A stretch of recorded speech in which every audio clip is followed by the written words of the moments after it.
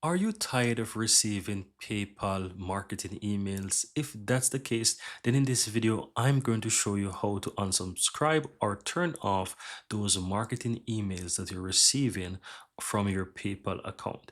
And this is very easy, so stick around.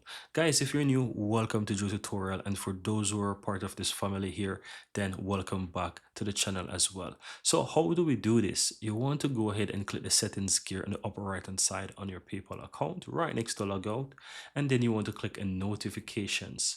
Now from here, these are just the normal notifications for payments and so forth, right? And even social.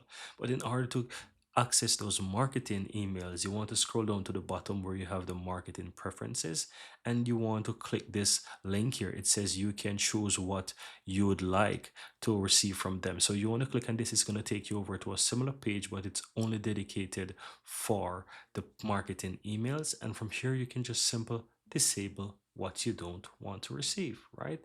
So once you go ahead and you disable these, just simple click and save, right? Or you have the option to unsubscribe from all of them. You can do that as well.